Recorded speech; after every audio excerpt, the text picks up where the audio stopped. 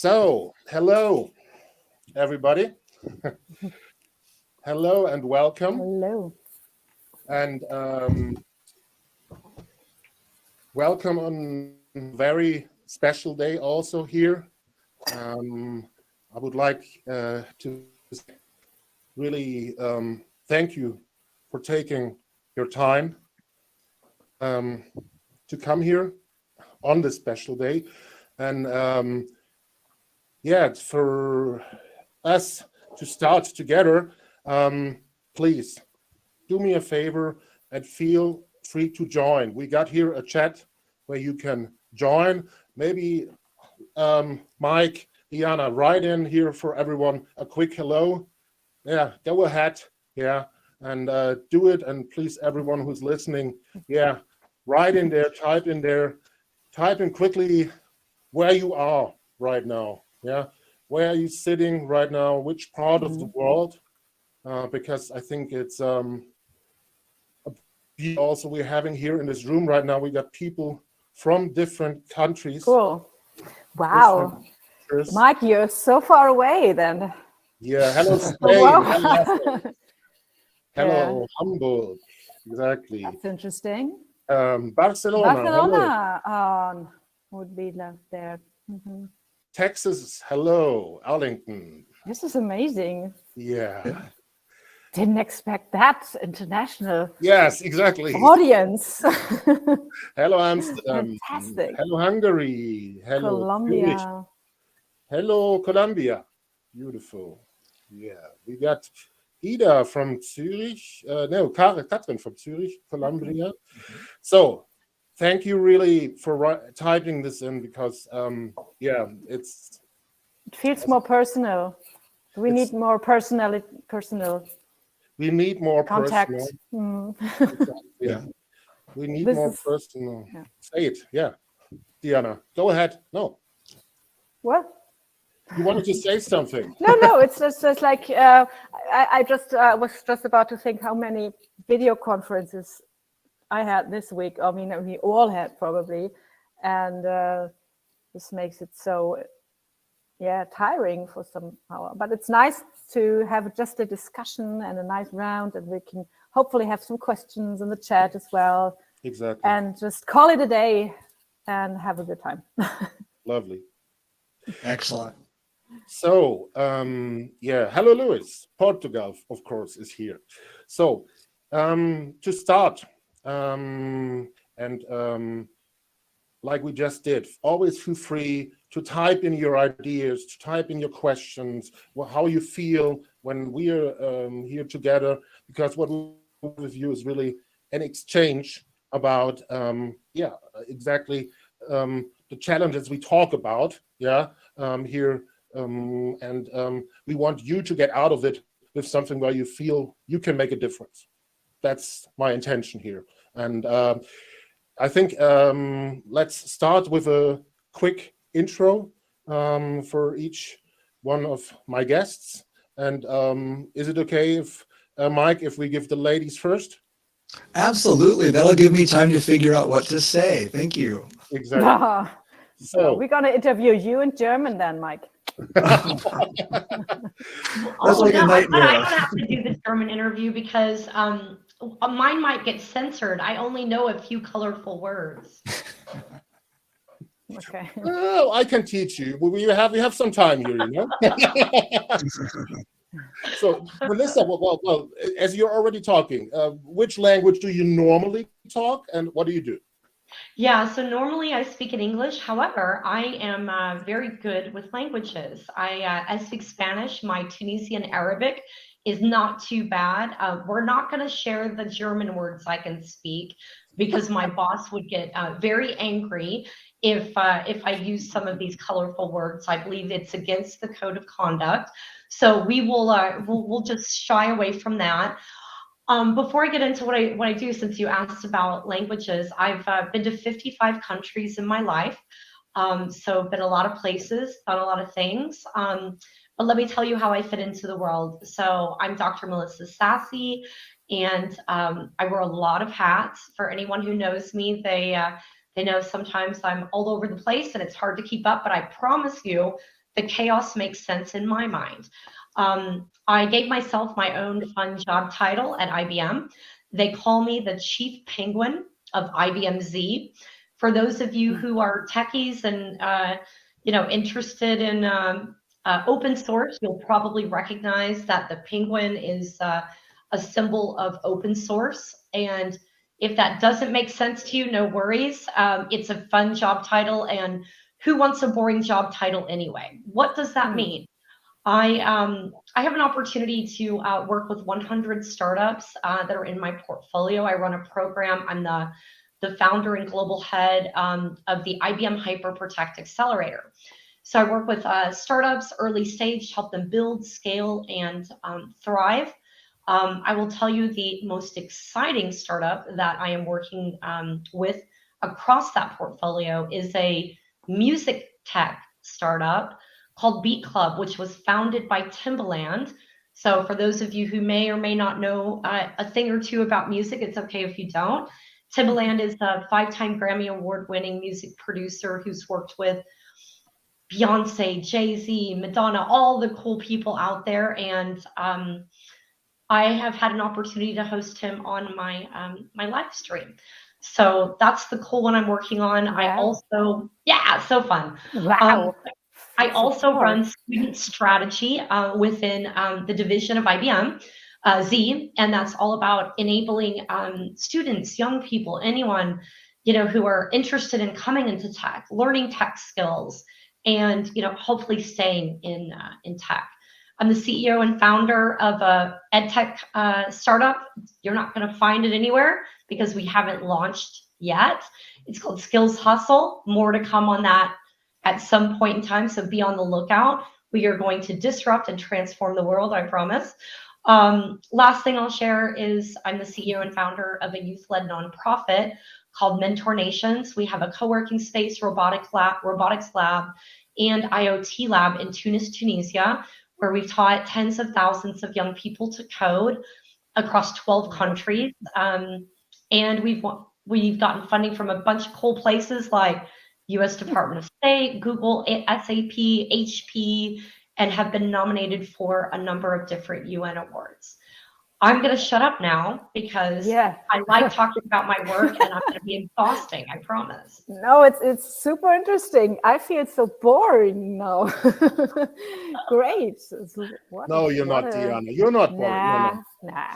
No, I was impressed. Yeah, hello. Hello, Diana. Go ahead. Yeah, hello. Okay, so what am I doing? I am born and raised in Hamburg, so I love this town, even though I love to travel the world, which I couldn't do the last 2 years, like all of us probably. But I like the internationality, really.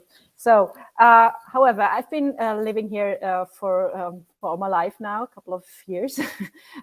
Been spending most of my work life in advertising and marketing agencies, consulting and advising customers, clients, how to build their brands and how to develop their brands and develop them in this transformative times. A couple of years ago, I switched to the company, to the enterprise side, and been working there as a CMO and marketing director, and also did some digital transformation processes, which you of course do as a marketeer. You can't do without technology nowadays, and transforming brands means also transforming brands on the touch points your customers are. So it has to be digital and has to you have to cope with all digital transformation topics and that. But also my passion is brand governance, like the consequence and building a brand means you have to be consequent with everything you do, which is forming a brand in not only just nice colors and flyers or whatever.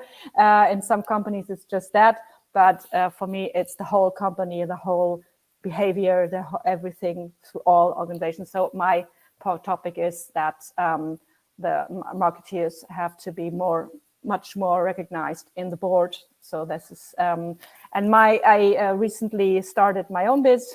So I'm self-employed and developing my own thing, and as an interim executive, I'm hopping from one point to the other, and like a messias. Another multi-talent. Wow. Yeah, and making some and building marketing organizations that can cope the challenges they face. Wow, that was Very cool. impressive as well. I think, Mike, No. guys, now we gotta be careful, right? No, go ahead. Well, I love what you guys are doing. It's just absolutely awesome. You're taking your ideas and you're putting them to work in the world. I think that's what a lot of the audience is trying to do today too. And Deanna, I really resonate with you on the notion that a brand is not just a logo. It is who you are, how you show up, and especially with things going on in the world today, Ukraine in particular, every brand, every business has to address how are they going to show up? I'd like to introduce that as one of the trends, the consumer trends. How do you stay involved and keep your customers involved too? Because everyone is an amplifier for the thinking that they believe in. It's our role, it's our responsibility. It's part of our brand DNA now, part of our brand architecture. And most companies don't have that capability built inside already.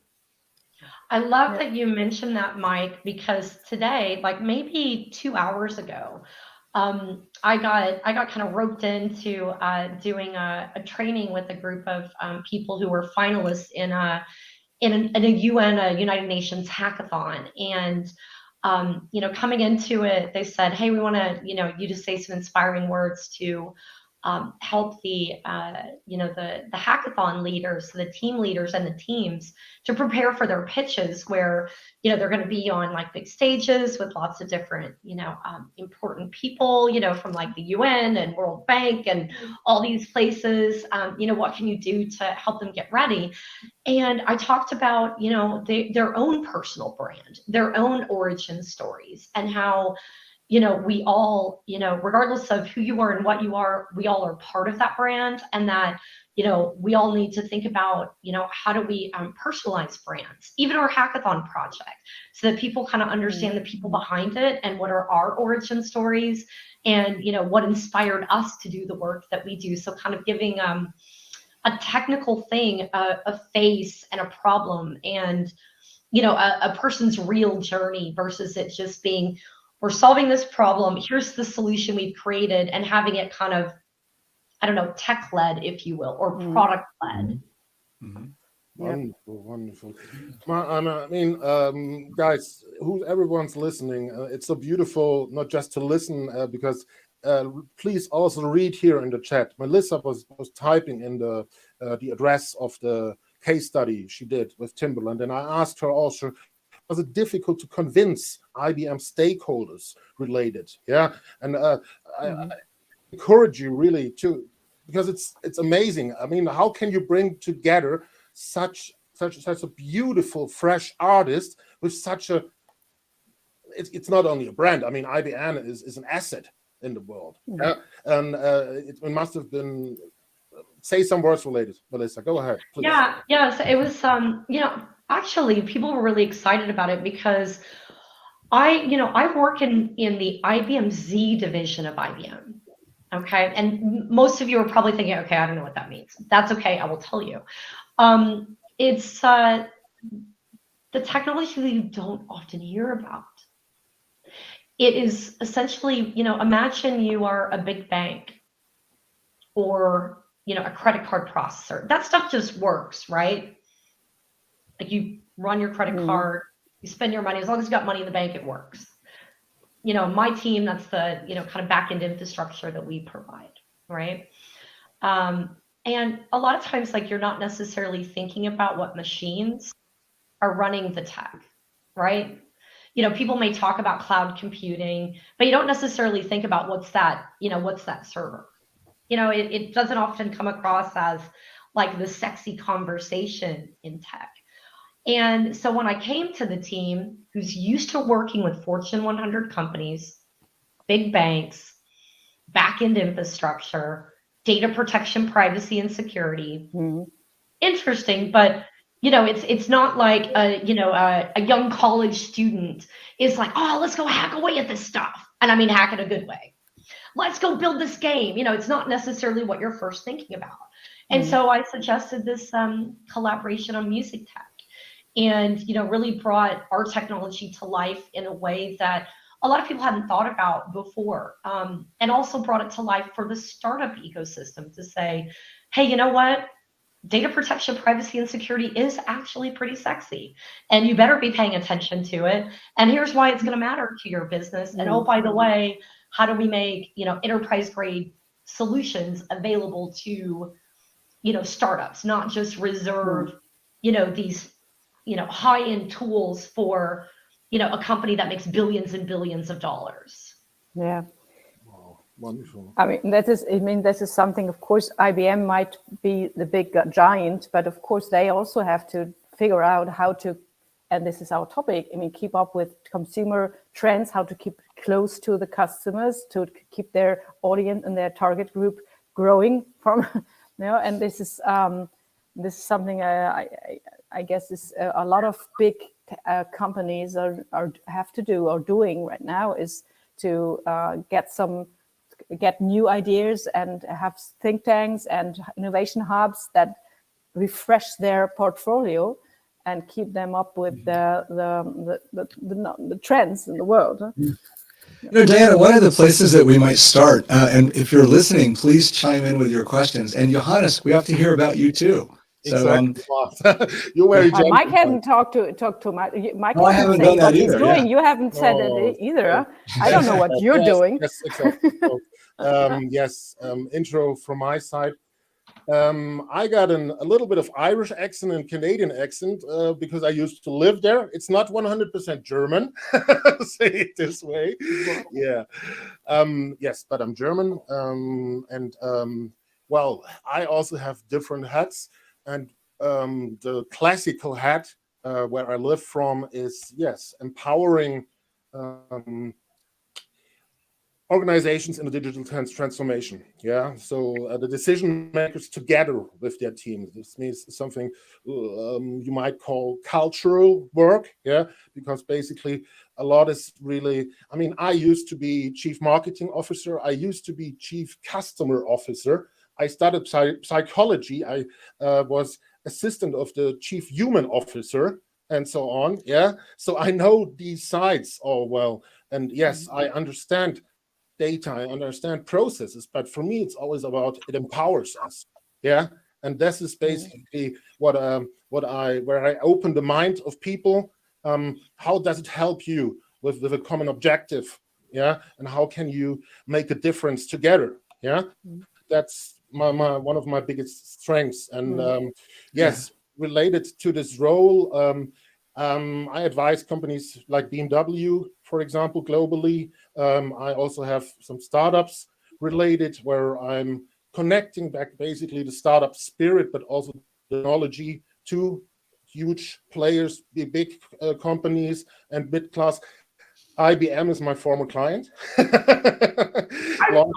sorry, it's former. Let's talk. Maybe, I don't know. Let's see what we can do. Exactly. I tell you. Yes, exactly. I want to work for IBM too. Yes, exactly. Everybody, or their mom, or their dad, or their brother, or something. But as you can tell, we don't have to wear white shirts and ties anymore. That's so yesterday. That's why my heart was beating so much when you talked about the Timberland Code Up. Yeah, because I love to bring that really asset world together with the fresh. Yeah, to really connect that. And what I learned, so as we talk about customer here today as an overall topic, yeah, I went through with SAP and IBM all the processes and all stuff, yeah, and global rollouts with assets and all that stuff, yeah. But in the end, I gotta say, a lot of people when I did it, especially from advertising, marketing industry, didn't want to do it. They said, no, it's not sexy. But I can tell you, this is such an important base that I learned about building relationships, yeah, about making a difference, about creating impact in the end. Yeah, and that's why really, Melissa, my heart was beating when you brought it on the table, because I can tell you that's connecting these worlds together. Same as we're doing it here right now. I'm sitting in Munich. Yeah. Melissa is in Texas. Diana is in Hamburg. And Mike, where are you again? Please help me. Atlanta. In Atlanta. Exactly. Yes. Yeah. That's what I love. US coming together. That's super. I think one of the things that I, kind of pride myself, it is a, proud thing for me, is how do I connect the unconnected, and how do I drive innovation, creativity and disruption in every, in everything that, that I do. I mentioned one of the things that, fires me up, and I know that sounds kind of silly, data protection, privacy, and security. Is that sexy? I think that in order to do all the things that you want to do with data, you still have to think about, there are a lot of rules and regulations out there that will prevent you from doing the things you want to do if you're not thinking about the basics. So it needs to be kind of incorporated into your, underlying strategy. Not all of us understand what the heck that means. We either haven't been properly trained, or we don't have access to the, necessary education, or we don't realize the technology that could help us to, kind of prevent ourselves from even being involved in that muckety muck, if you will. I've got a hackathon that's coming up. We haven't announced it yet, and this is the first time I'm going to talk about it publicly, by the way. So if anyone is interested in kind of that concept of data, music tech, I am. quantum computing, making beats, anything like that, I've got a hackathon that I'm going to announce next week.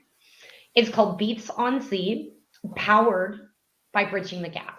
So Wow. I look forward to a really interesting collaboration. Anyone and everyone is welcome. Follow me on social media and you can find out about it. Melissa, this is wonderful that we are here all coming together, and I love this match you and I have. Diana and I know each other a long time. Mike, what a great start, what I can say. One final thing then, and then let's jump in to the main questions that we have, which also give you guidance. Yeah. One final thing related also hats that I have to understand. I'm also Cultural Transformation Advisory Board of Keenfolks. So basically, this study, what we did before, and we did a study before, version before, where Dean Hinchcliffe, for example, was joining. This is some work we do together. And yes, so let's jump in on the agenda. And the overall frame that we have here is consumer. Yeah. And one thing, if we see consumer, certainly we have to have in mind consumer. Each one of us is a consumer, and each one of us is a consumer here today on this very special day. As I said, where also a war is on this world. But let's have a look to guide us through. There's three main questions about trends that we have. So how is it moving forward?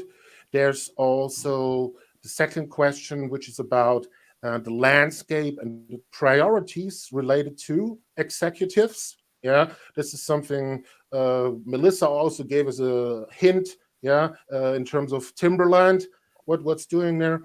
Yes, and how in the end can you use the insights, the data that you have? Yeah, that's also something we have a look, and certainly your questions. But as I said, don't please wait until the end. Type in here always. Please write in how you feel. Is it something that I understand? Because we want you to get out of with something precious. All right, let's jump into the first one. Mariana, can we go ahead? Yes. So, what are the top 3 consumer trends an executive should consider going ahead round about next 5 years? Who wants to go ahead? All right, I'm happy to go first. Or Diana, whatever. You can. You ladies first. Yeah, lady, doctors first. I did work. I did work damn hard for that thing, and I got kicked out twice. So it wasn't all downhill. I was a failure 2 times over. But thankfully, I finished I crossed the finish line in the end. You know, what's interesting is when I'm asked this question, I think my answers often change depending upon the day. Because I think, so many different things are changing rapidly, especially in the tech industry. I hinted at, one thing that's kind of been an overarching, comment of mine so far, and that's data protection, privacy, and security. I think that, our data, where does it go? Who's holding that data? How is it being used for or against us? Did I, consent for it to be, sent here, there, wherever? And, how do I feel about that? And I think that there are a lot of, I think, exciting activities that are happening specifically within the tech industry to, make sure that, consumer wants and needs are heard, so that we're not just, protecting sensitive data in a way that is based on somebody just being educated or somebody just agreeing that they're going to follow the rules, but actually having technology that prevents bad actors, either external or internal. All right. So whether you can call that consumer or business, I don't know. But in my mind, I'm concerned. And if I'm concerned, then I suspect others, who are, are consumers are concerned as well. And I suspect, both of our German speakers, knowing many of the trends happening in the German market and led out of the German market, may or may not be, just as concerned. I think the other thing that, I'm looking at here, and again, I don't know if I'd call this a consumer trend or not, but, I think many of us are working a lot of side shimmies. All right. I'm both an entrepreneur and an intrapreneur. And there are a lot of companies out there that prohibit you from working on something else, that prohibit you from gaining economic prosperity outside of your day job. And I think that there should be, more, I don't know, kind of support, and not seeing it as a conflict of interest, and not seeing it as, oh, wait a second, Melissa's also this. Does that mean that she's not that? No. I spend 8 to 5 working on my main shimmy. After that, I'm working on my thing. Go away, leave me alone. As long as there's not a conflict of interest, let's rock and roll. I know so many people who are also doing that. Now, I think the next thing, and I would put this into a few different categories. Again, I don't know if I'd call this a consumer trend or not, but I'm a consumer and I think they're important to me. So there you go. Many of us are looking at, wow, do I have the skills of the future? Do I need to be upskilled, reskilled, or just skilled in general? Am I going to have a job in X number of years? And so I think it's extremely important for executives to think about not only who are they, when it comes to hiring, but also who's going to be using their products and services and solutions. 50% of the world is not connected to the internet. Okay, it's 48% or whatever it is today. Significant populations of people lack digital skills. What role do large enterprises, what roles do executives play when it comes to employees being skilled, youth being skilled and prepared, and there's a fundamental mismatch between what companies need and what employees have right now, whether that's access, whether that's skills, or whether that's utilization of technology. Ask me tomorrow, I'll have something completely different to say. But right now, as of today, that's what I got to say. Thanks a lot. Well, quite fresh. Diana, you want to go ahead?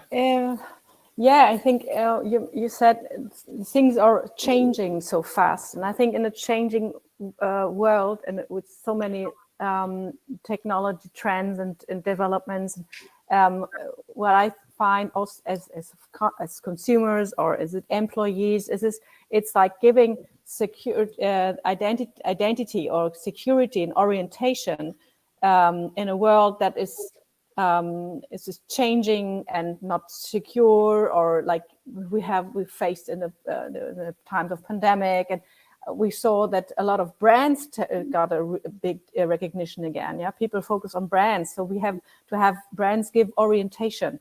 This is something I think that people it's sort of a trend, but it's like people wanna looking for something that they can hold on to, and that gives them security or ease and relief. So this is something I think is not gonna stop just because the pandemic ends. This is something that I figure out is always been important, but something that will be much more important, because also climate change and all these topics that are making people more insecure about their future. And I think in these times, as a leader, as an executive, as well as a company or brand, it's good to know where you're going to. So give security and orientation and the way people can like hold on to. So I think this is something that's that I feel is going to be a trend in consumer behavior. And that's and then again also of course a lot of people are not connected, but there will be a lot of people being more and more connected, and technology changes, and people will expect you as a company, that you deliver easy access to their products whenever they want and whenever it takes, whatever it takes. So what you have to consider is to deliver easy and consumer-centric products or services. You need to have employees that can do. So you have to enable your employees and your company to, and at the end, deliver what consumers want. So this is something as well to close this digital gap and to reduce the fear and build trust in the digital transformation development in your own company, to also give what consumer expect from you as a brand or as a company. If I get you right, you're basically encouraging that the consumer in this transforming world, you're saying with a lot of questions like climate, COVID, and so on, is searching for something which gives him strength, which something he can rely on. And this is something you say, which is important to have in mind. 100%. I think this is something you could see also in these past 2 years. People were like looking for. I don't have the figures, but there's this. I read about it, that how much brands and well-known brands people bought the brands they knew, what they could rely on. So in everything is shaking around you. You hold on to something that is steady, and a brand is more reliable and steady than something that you have never had, maybe not have heard about or something. And then again, as and another trend, a consumer trend, is also that people want to know what you're doing. So being clear about what you do and talk about it and tell them, like, I mean, one of my most favorite brands, and that at the moment, is Patagonia, because they are so transparent about what they're doing, and that they are so straightforward what they're doing, and they are so clear about what they're doing. This is a very, very super strong brand, and I find them very honest, authentic. I hope they are. That's what at least what they give. They are really a solid rock in this world. And they give answers to many questions you might have as a Wonderful. consumer. You know, you made me think of one thing that you know, I think is quite near and dear to a lot of people these days, and that's, you know, the concept of doing well while doing good. You know, I think a lot of people are fine with you making money. Go out and make the money that you need to make, but you know, it's also important to balance that with making the world a better place. Do you have a brand that I feel good about? Because you're, you know, creating, solutions that help drive positive societal change. Yeah. Wow, exactly. Yeah.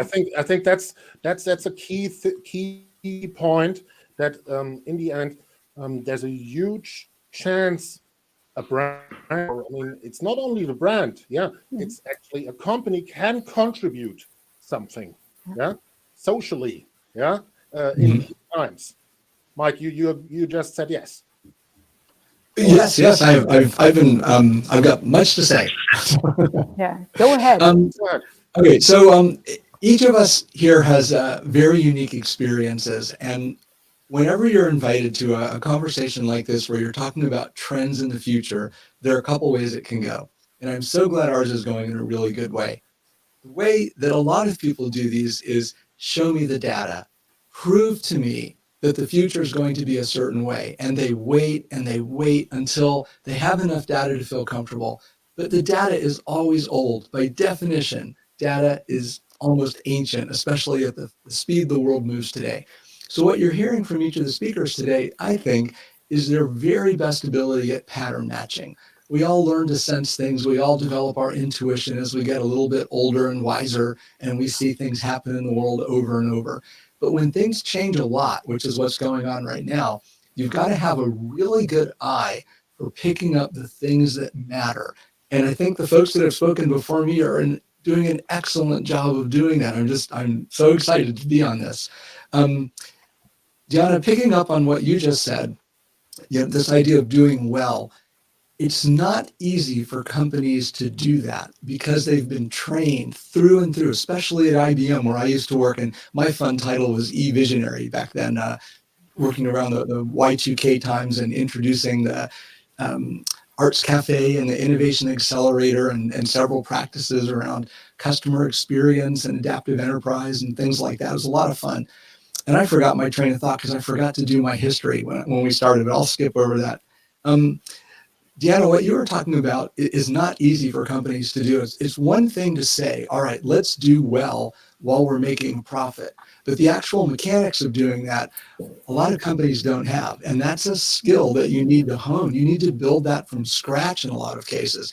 It means conversations. It means working with the branding team, with the CEOs, bringing in public relations, talking to people in HR. It's got to be a little bit of a movement on the inside. So it's not something you can just say and decide and poof, you're there. Like Patagonia and a number of other brands that do so much good in the world.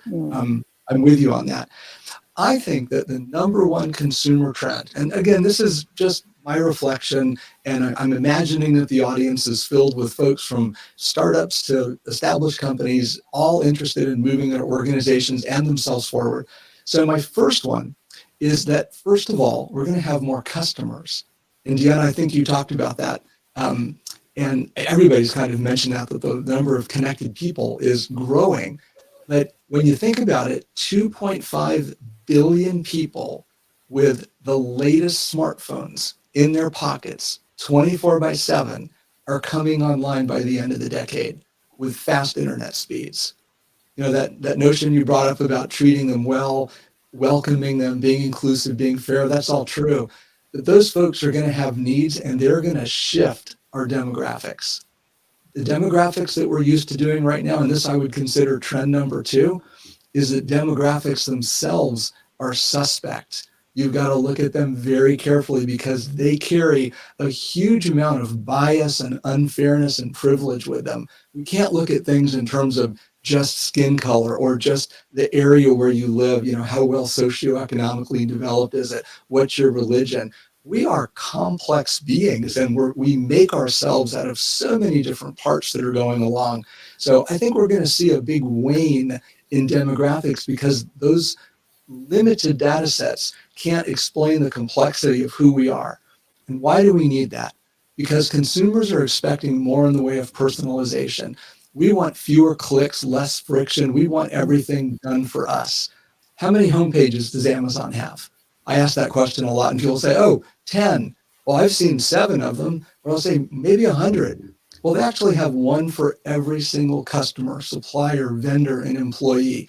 Every single one is different. That's personalization. Now, how personalized can they get with you? They're talking about the things that you buy and put in your shopping cart or watch on TV. So I'd say it's minimum, but it's our best example of personalization at scale.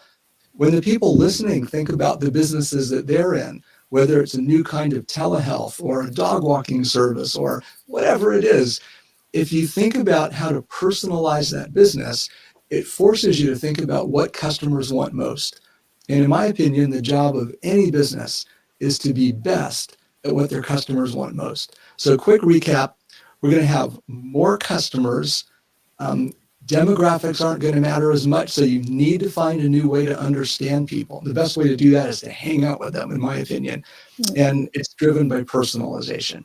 And I've got more, but that's enough for now. Wow. Wow. I mean, please, Melissa, Diana, correct me if I'm wrong. Especially what you said, I think 30 seconds ago. Companies, let me try to rephrase it. Companies be best at what they have to be best at what their companies want most. Wow. I love that.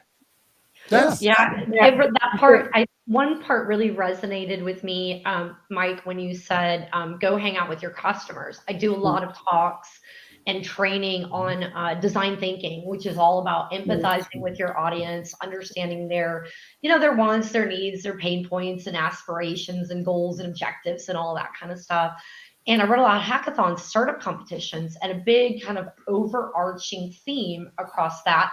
Same thing with all my startup nonprofit stuff is, we're not just building tech or products or solutions or services for the sake of it. We're doing it to solve a problem, to create joy, to, solve some kind of something. You're not just creating it for the sake of it.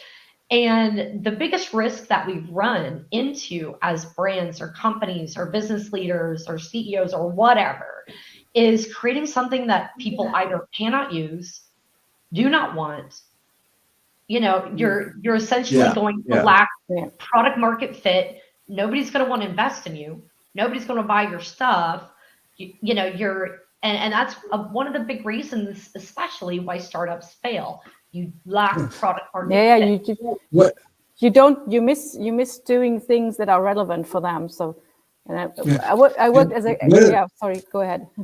Okay, I'll be very quick. One of the things I think that would really help those startups teams, we have them here, every community has them, is to put more women and more diversity on those teams. Because like when I bring young women onto teams where old guys are working, it is fascinating to see the new ideas that they come, the things that they think about, the old white male perception of what technology should do is not really closely related to what it can do or why it should do that.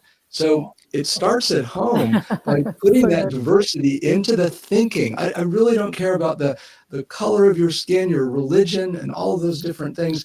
It's about how differently can you think? Because when you put those ideas together, kind of like tectonic plates, it pushes really good stuff up. And one last thing, and then I'll give it back to you, Diana. I'm not a big believer in the keep failing fast thing. I think there's a lot of waste that goes in there.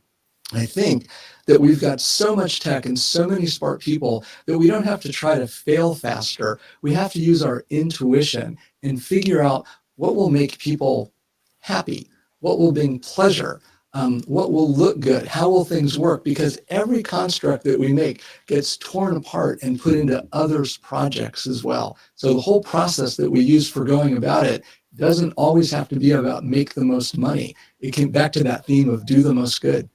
Diana, back to you.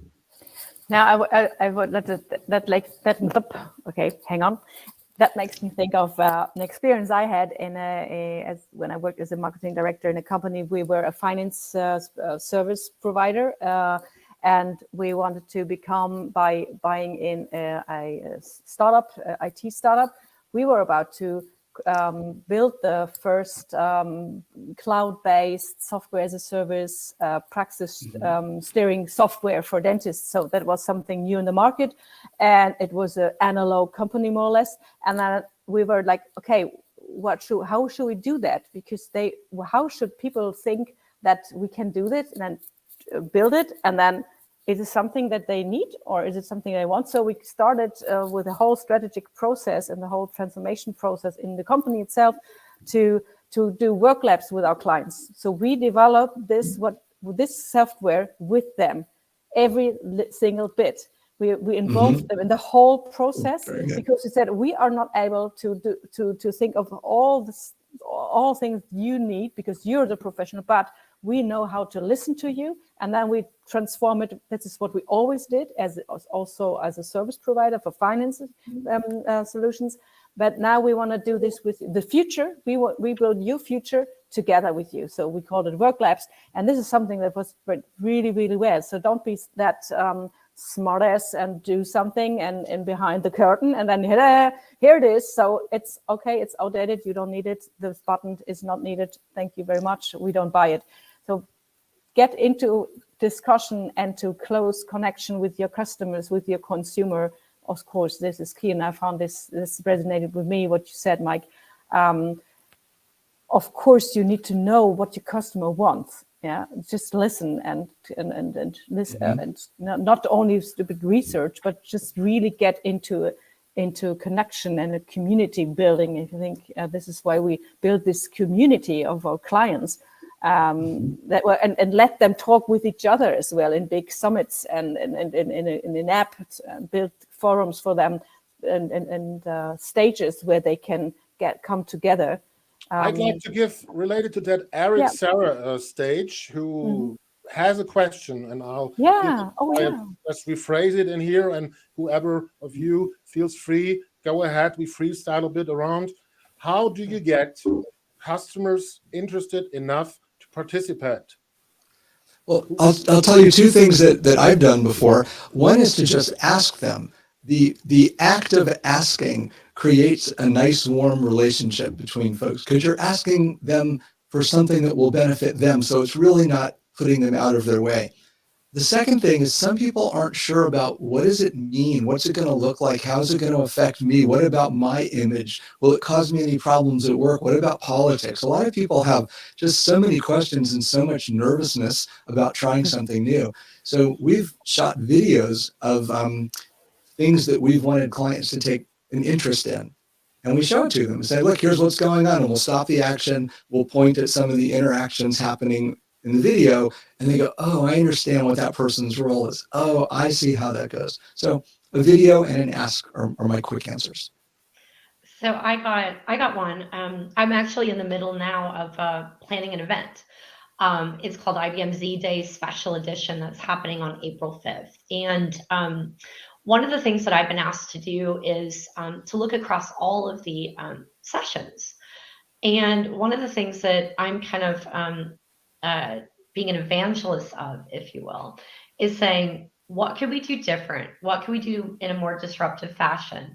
And how do we make sure that, our audience feels involved? And so one of the things that, my line manager and I've been working on is making sure that every single session at this event includes both an IBMer and someone from outside of the company. And, it may, in some cases, you may have a new product where nobody's using that thing because it's brand new, right? You may have something where, you haven't gained traction and have any customers yet, and in these kind of instances, you involve an influencer, an analyst, a thought leader, somebody with some perspective. So it's not just, kind of IBM talking head speaking to you, but a conversation, with the customer or with the startup. So how I've handled it, or how we've handled it, at this particular event, which we've done a few years in a row, is, really think about, how do we enable our customers, clients, thought leaders, influencers, whatever, to co-create that session with us. Co-create the format of it, co-create the flow, but also have them involved in, the actual announcement so that they feel part of evangelizing that event, because it helps to build their own personal eminence and their own thought leadership.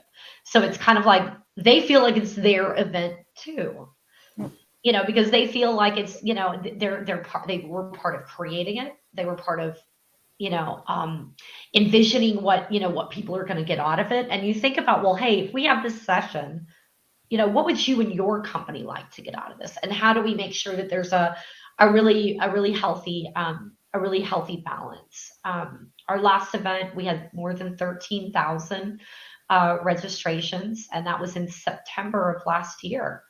At a time where a lot of people just were like, yeah, I don't know if I want to go to these events, even if they're free. I'm zoomed out. I don't want to do this anymore. That's just one of the thoughts that I have, which I think is very similar to Mike's, and that's ask them, put them on the stage, make them feel part of it, listen to them, empathize with them. Yeah, I mean, honestly, this is what I'm trying best to do with you guys, and I'm glad, Mike, that you said you enjoyed, because only with the joy comes the flow.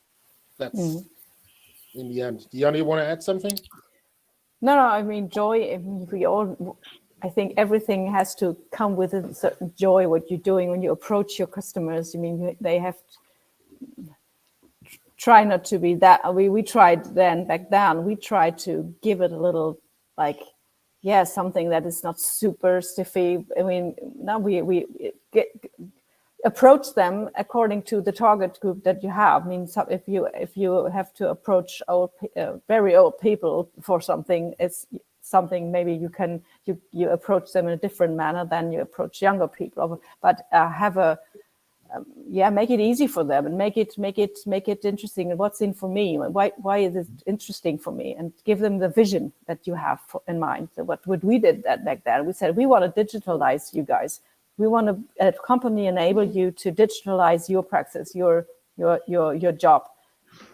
We don't know all the things you need, so we just help you. And we called it co-evolution, and we called them co-evoluzer. So that was also the fun part. Cool. And we did great events with, so on the digital, on a big digital event in Hamburg, we had 2 big halls where we did funny stuff, good stuff, and that were mind blowing for them. So it surprised them. Disrupt. Yeah. Disrupting is something good. Exactly. So to guide us through, I mean, everyone. It's totally, I love to do this, but we just to let you know, we're already in here for 1 hour, which is lovely. I just wanted to double check with you guys, especially certainly Melissa, Mike, Diana, and so on. In case you have any limits, let me know. I'll try that we maybe let's each one of us be a little bit shorter, so that we don't extend it to the max. Probably, let's say, something 15 more minutes, so it's 20 roundabout. Is that okay for you guys? Yeah, good. Yeah, that's good. I'm so curious what Timo's typing. Timo's typing. But what is now he is. There he is. Pick it up, Diana. Do you want to read the question? How can you make sure to connect or get this voice of the customer and consumer info to the development team? Involve them. Involve them. Why do they not have to have access to your customers too? Just because you're a developer doesn't mean you're in a basement hacking away at your computer with a hoodie eating pizza. Like, involve them. Let them have. And I know sometimes it's a scary thing, like, oh gosh, the developers have access to the customers. Yeah. I think it's really powerful for your, developers, for the people working on the product to really truly understand the customer's perspective, and hear it from your customer, not necessarily have to read the report write-up, if you will. I know I jumped in there, Diana. That's one thing I'm very passionate about. It's all good. I just read the question. All right, super. I want to make sure I didn't steal the stage by accident. Fine. Well, I Remotely can. enabled. So Timo, you work remotely with a team of 8. Okay, so it's probably because we have some. I try to figure You know, out. it's very interesting to run design thinking exercises remotely and have your development team just listening to what's happening and observing. I totally agree. Exactly. Yeah. I mean, yeah. In the end, what we do right now is kind of a design thinking session together with Timo, guys. I mean, Timo, you raised the question, and Eric did it before. And basically, what you are doing right now, Timo, or what you've been doing in the last hour is also you joined, yeah, and certainly you're busy also because you got your main job, and today is a special day with war and so on. But you joined, you listened, yeah, and then all of a sudden you were and by listening, by still being in here, something you realized, and then all of a sudden the your question, you put it on the table, yeah. So it's what Melissa means is, and not always 100% physically have to be here. Mike, go ahead. Yeah. When you're trying to make change happen, a lot of people start to question you. They go, "Whoa, one more thing for me to do? Are you serious? Is it going to be worth it if I spend my time on this?" They get all kind of weirded out by it because everyone's so busy right now. And developers have a certain way of thinking, at least a lot of the ones that I met. They're very logical, very structured. So one of the ways that you can get them engaged is to change the tone of the conversation and make it fun for them. So the reason I asked you what your hobby was is I was going to try to build on that in the chat. Let's see if you're going to type that in or not. You got 3 seconds. Okay. Running. He's running. All right, Yeah. running. All right. So if you've only got 8 people on your remote team, something that you could do, and I bet everybody could come up with better ideas than I'm going to do right now, but you could get somebody to run ahead of you and film you running toward them. So here you are, and here's the camera, and you're running, and you're huffing, and you're puffing, and you're telling them about how important it is to get the voice of the customer. And then you turn over here, and there's a customer, and you stick the microphone in their mouth, and you interview them. So you can imagine that that could be kind of fun. What they say doesn't really matter, but what you're doing is creating an experience for them that they will never forget. Nobody asks for that kind of stuff. They expect PowerPoint presentations and long, boring emails and a little pressure on the telephone. So if you make it fun during the ask, and then you carry that running theme through a couple of your meetings, that will make a big difference. You can send them, or if you have budget for it, you can send them all a running shirt, or a coupon for a pair of shoes, or something that just elevates that request to something different and of more importance. Does that make sense to you, TMO? Love it. Okay, cool. Love it. Yeah. We want to. And this is a fun part of doing business. You get to just you have to put the fun into it for people, and that just changes people's hearts. It changes the direction. It opens up their mind. It brings the creativity forward, and then great things can happen. And Melissa knows that because she puts that into all of her large scale things she's told us. So it works for small scale too. I try. I just added a link, you know, because I know I'm like, just run a design thinking session. And everybody's like, okay, what the heck is design thinking? And how do you do that?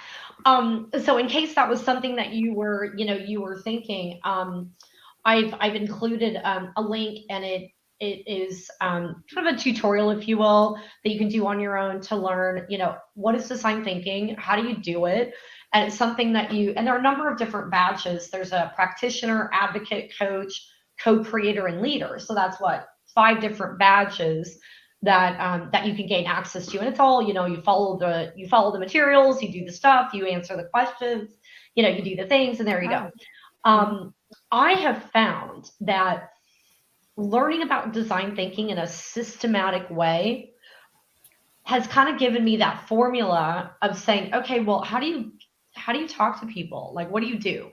And I know I can talk to people, but sometimes if I put it in the reference of a customer, I think, well, I don't want to go out and ask dumb questions, or what if I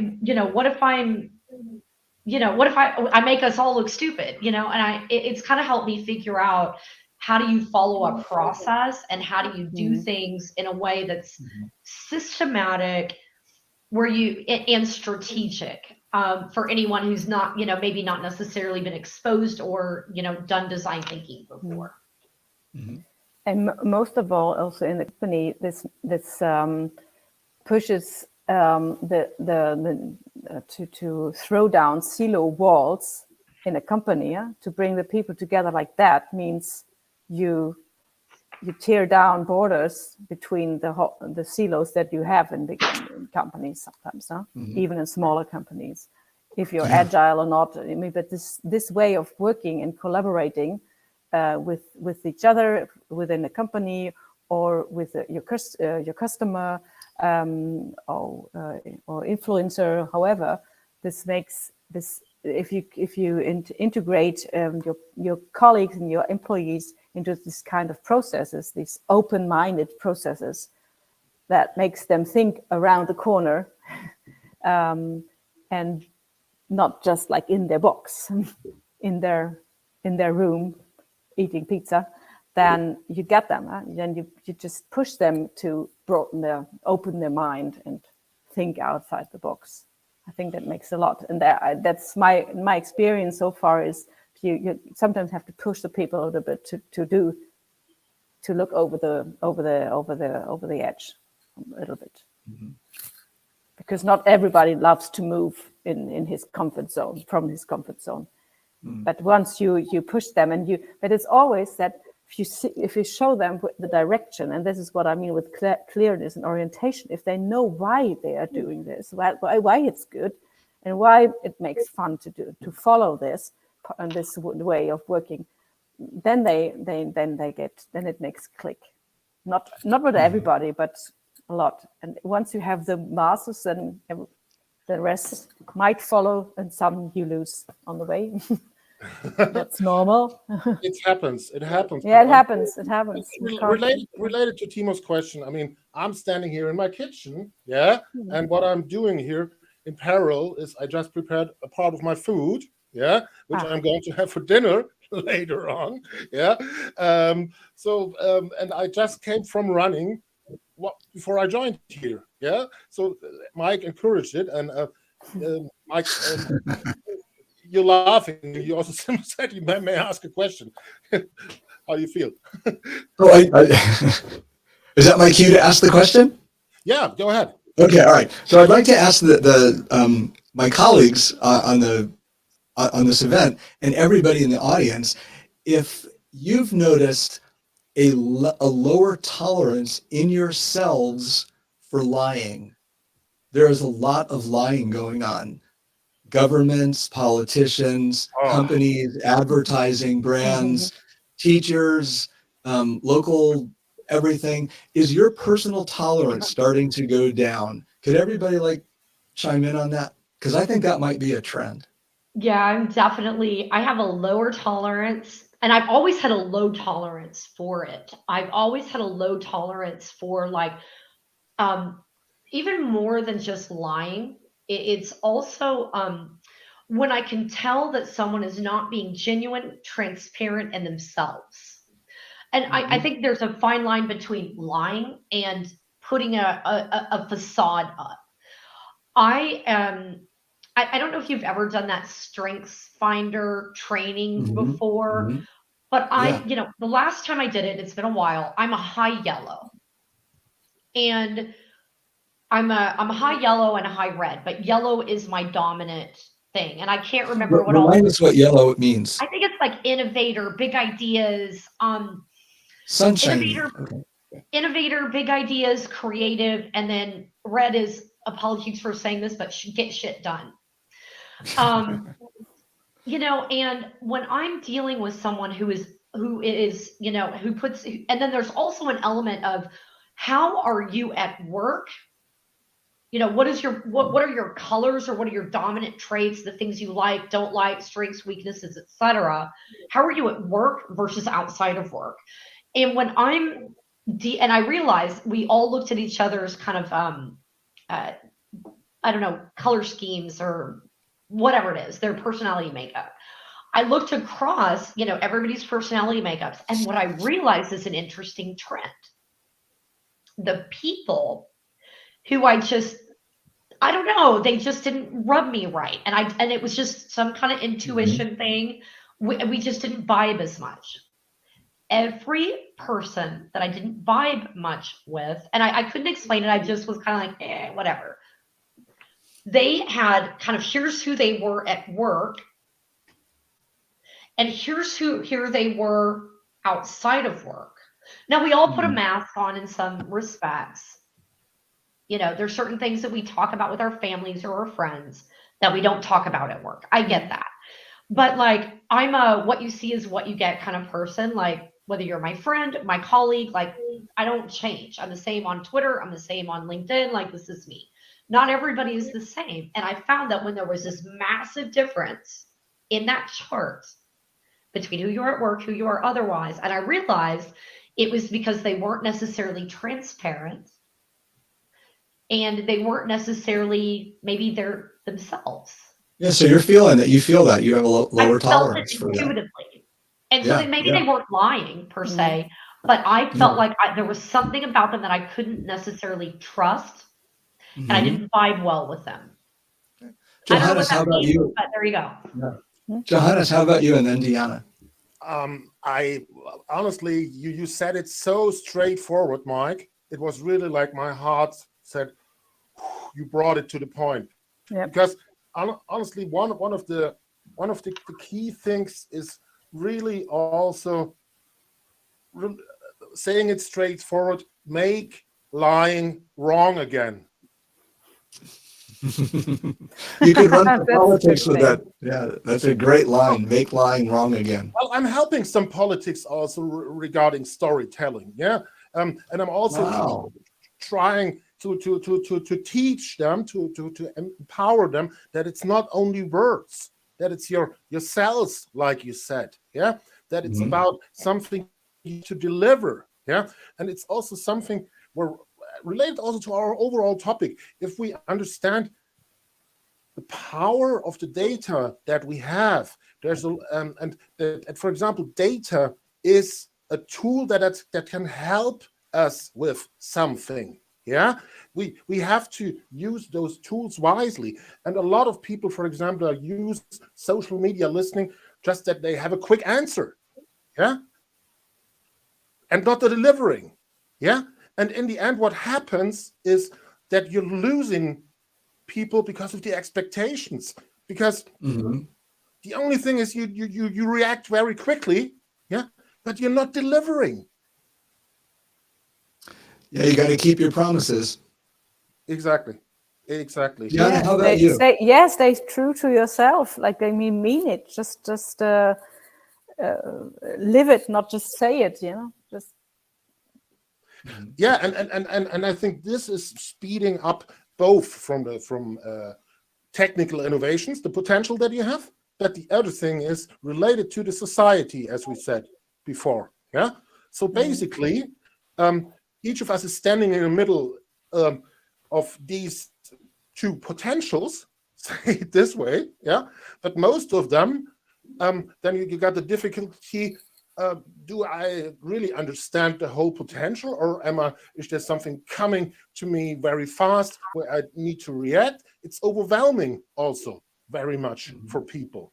And this is even more where you need to guide people, where you need to build the trust of people and not just the PR. Sorry to say, I love PR, but not just the PR related, hey, I got a quick answer and everything is solved. Hear, hear.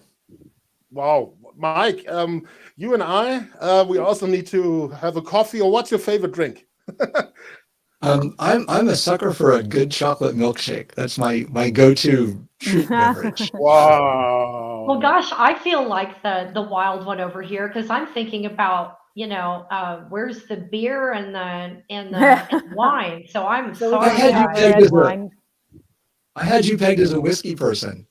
You know what? I wish I could like whiskey, but you know that conversation, it also is aligned to the my ability to speak German. We're going to avoid that conversation.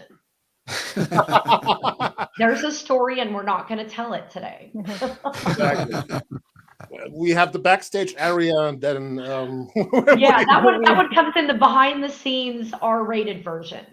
Exactly. Lovely. Hey, I'd like to do a shout out to Mariana Ribeiro, who works behind the scenes at the Keenfolks, for bringing such an amazing group of people and audience together. She touched so many continents, and what a stimulating discussion. So Mariana, good job. Yeah, exactly. Lovely. Well, that compliment I can absolutely encourage, and I'm thank you so much, Mike, because I'm feeling touched in my advisory role related also. This is what I love when the flow is coming. Yeah, and Mike, you said it before in the end, because it's not have more women in, but also the different cultures. Yeah. In the Different thinking is where it really matters. Yeah. I mean, Diana, this is also something which connects you and I, related, because I mean the German roots, but also the second name related too. I mean, this is something that I really spend a lot of time these deep, as you said, Mike, digging it out, and in the end, and bring it in the flow and easy in the flow. It's not always like you said, well, it has to be very strict. I have to be here and there. Yeah. Wow. Okay, we have such a wonderful flow. Okay. Mariana, can you help us as we got 2 more questions? And let's at least quickly jump into them. I mean, if it's okay for you. So we got 10 minutes before 8 here in Germany. And besides that, I cooked a little bit. I'll have to take some time to call my parents, especially on these special days that we have right now. It's something which is very, very precious for me to take this time. So, and if you all agree, these 2 questions, let's really make it very straightforward. And in around 10 minutes. So, considering fast-changing consumer landscape, what should be the priorities for C-level executives? Let's try to be a bit more sharp. Who wants to go ahead? Diana. I'll go. Mike, go ahead. I'm right. just thinking of my. Okay, 2 things. Make a conscious move to go from surveys to telemetry. Surveys are in the moment, they measure the past. Telemetry is always on. So discover new digital data points, bring all of those in and figure out the new way to look at your data. And the second one is just learn faster. Make learning a strategic priority, put it in the boardroom, figure out what you're going to learn before you need to know it so you'll be more ready. Wow. Yeah, making it a consumer-centric organization. Bring the people together, open the silos, learn together. It's something that you all only can do together, because we're gonna have so much more data, and we collect so many data in every single corner of the company. Bring it together, share. Yes. Share and learn. Sharing is caring, guys. Sharing is caring. And enable your people to learn to because they need to learn how to analyze data and how to work with it, offer the right tools. I mean, how many companies still live with tons of Excel columns, and nobody wants that anymore. We need tools that enable us to move ahead faster and to work with data faster and easier. So that makes it more fun to work with, because I love data, but sometimes you find data silos and then you have Excel here and Excel there, and everybody's just, well, we work with Excel, and you open this and it's like, I don't want to look at this. So I don't want to work with that. This is crazy. I So got you know something what I mean. I got something which is very, very related to this key question, because we say what to prioritize for executives. Mr. Miguel Machado, finally, you had time to write in here. Who's How are you Miguel? doing? It's lovely, and he's writing. So Miguel, founder of Keenfolks, amazing insight guys. What a great collaboration and inspiring views. Thanks for the links. And I can encourage that related to, I know Miguel very, very busy, and same as myself, you're collaborating all over the world. Sometimes I'm around and you're in Mexico, sitting there at the beach, but with your clients. So thank you so much, really for helping us here, bringing us together. And yeah, I mean, Melissa, what's your thought related?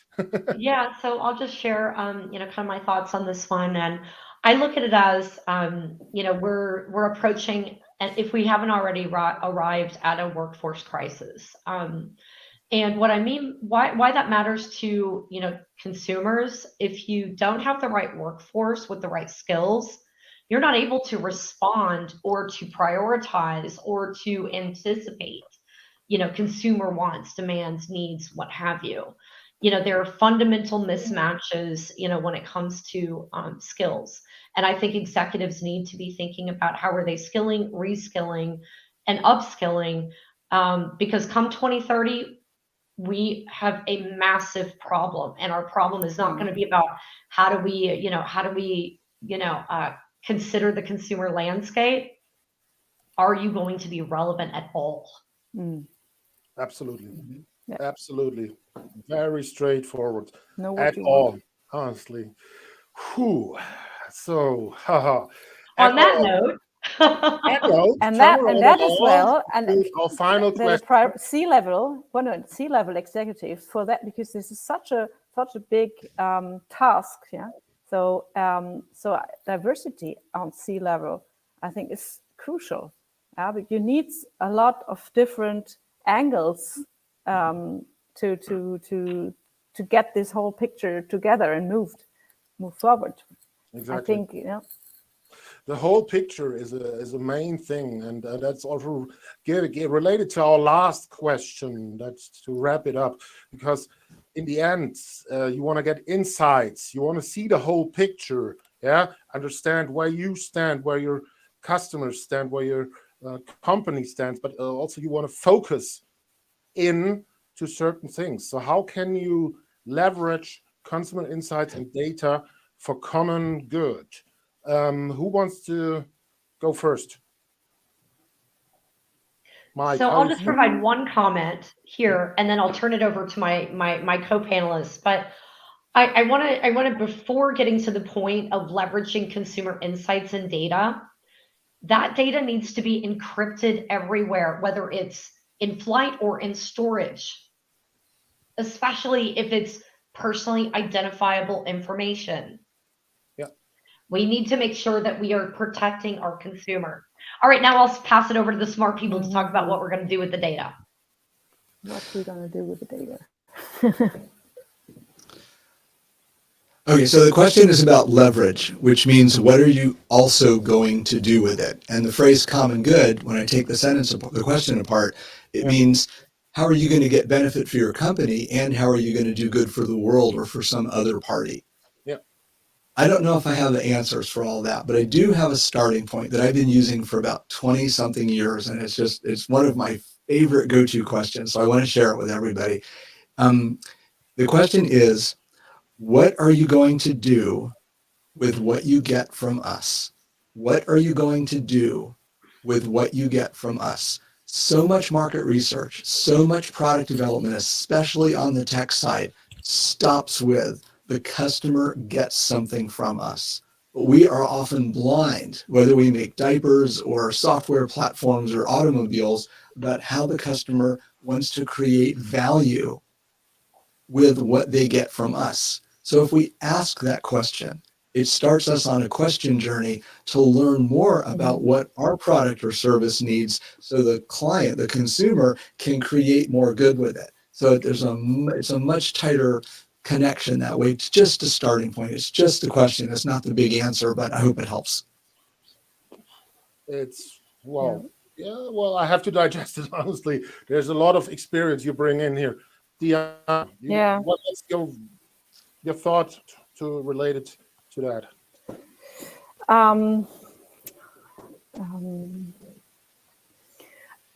I think data will, and more insights about consumer behavior and consumer trends and where they're going, what they're doing, what they're thinking, will give us more insight about.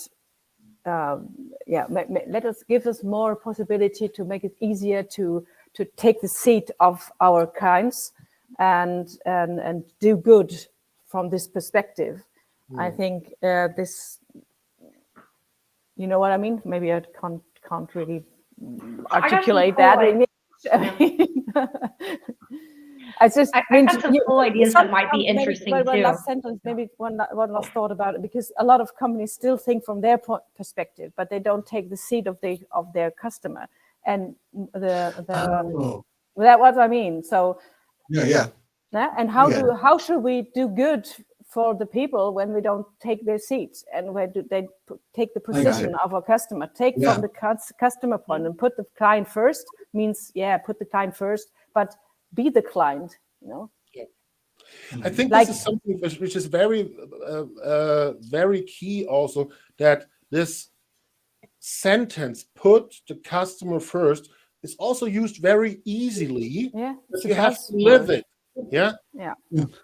You remember the advertising agency here in Hamburg, Jung von Matt, Johannes. They developed a living room that's years ago that is representing the average German living room. Mm-hmm. Everything was like, they had it from Mafo and Insights and everything. So you could go in there and had the average living room in Germany. So with all the items and all the gimmicks and stuff you find there, ugly furniture, and to make people working there know what I mean. This is our audience. They're not sitting in your designer furniture. They're sitting in another home, and and this is taking the perspective of the consumer. Yeah, building on that and trying to put it in a very active way. This question is a little bit aimed at research. What do we do with data? How do we get more value out of it? So it's an inquisitor's kind of question. So if the people who are asking this would change the words around a little bit, I think it might get a much more valuable reaction. This isn't easy to do. The question is, the directive would be, in our conversations about product and service and efficiency and customer experience and everything else, for a few minutes of our meeting, we are going to put creating value for our customers ahead of taking profit for ourselves. And if you frame the conversation that way, the idea of be your customer, which I love, but it's also very vague because people don't know how to do that, but they can change their own thinking. So addressing how you use the company's assets, products, tools, response cards, software platforms to create more kinds of value, more times for more customers, starts to get everybody thinking about common good. So I just wanted to share, I wanted to hear what y'all would say, because I actually created a coalition that's called the Data Tech for Good Coalition. And it is a group of like-minded individuals who are storing, collecting, transmitting sensitive data, and taking that data and using it for predictive modeling and doing really interesting machine learning and artificial intelligence in the health tech space, in the fintech space, in the insurtech space. I'm going to add a link if anyone is interested in learning more about Data Tech for Good. I love that. That's add it here. So for me, it's all about ML, AI, predictive modeling, doing really cool things with it to improve outcomes, quality healthcare, blah, blah, blah. Melissa, I love that. I got a social impact innovation lab, by the way. Yeah. And Diana knows it very well that I'm trying basically to innovate also socially with data and how to relate with people out there in difficult times. Yeah, give them key insights and create environments like groups where they can empower each other. Yeah, I love that. Really lovely. Cool. Ooh, wow, Katrin, thanks for sharing all the great super nice. insights. Very inspiring. It makes me want to listen even longer. Yeah, thank you for that. That's something I can give back to Mike, Diana, Melissa. It's wow, it's very, very nourishing, and I want to really, really encourage everyone in here, this room. Please feel free to connect with us on social. Yeah, we're all on LinkedIn. We're on Twitter. Certainly, feel also free. I'm very active on the classical Facebook, even on Instagram. Yeah. So I think we are here people who have in mind, yeah, something we want to give you guys. And I hope really the time we spent here together was nourishing from you, like you wrote it, Katrin. I can confirm it, honestly. I hadn't really thought that we're going that long and that it's so fresh. Oh my God, I'm feeling touched because in the end, Miguel, I got to say this is this is where the flow is. This is bringing it together. And as moderator, good flow. Thank you. Thank you very much for inviting me, for having me. I hope the links that I shared were helpful. I wanted to kind of bring in some outside stuff for anyone who might want to say, okay, wow, I like that. Let me go and do. So hopefully some of those were helpful. Yeah. Diana, how you feel right now? Has been quite intense, right? Yeah, quite intense. It's been a long day though, but it was fun to talk to you and quite inspiring. Great insights from you guys, Melissa and Mike, or Johannes, of course. Johannes is such an authentic person, so I always like to have a chat with you. We need to do that very soon, also in person. It's also something. Well, Mike, you and I, it's going to be the milkshake. Yeah. Okay. Perfect. We have to do it virtually first. Melissa, beer. All right, so Diana and I are going to go and have a rager. Well, you all have your milkshakes, we're raging. Diana, aloe vera. Yeah, I'm on the healthy way right like, wait a second, I didn't sign up for a rager. Yeah. Oh, I'm still here with my coffee. Honestly, I don't know right now when I'm going to be in Arlington. I don't know exactly when in Hamburg and when in. That's okay because I'm going to be in Berlin in November. Oh, well, yeah, sure. That's good news. Well, honestly, as we're just talking, our friend Miguel, certainly, as you know, also has offices in the US. So Miguel, you and I, we have to meet for. Let's go. Timberland here, very soon. All right. Thank you very much for having me. I look forward to seeing you all on Twitter, LinkedIn, wherever the case may be. Exactly. And please take care of yourself and your friends in these difficult times. Yeah. Thank you very much. It was a real. Thanks so much for having me. Take care, everyone. Good to meet you. Nice to meet you.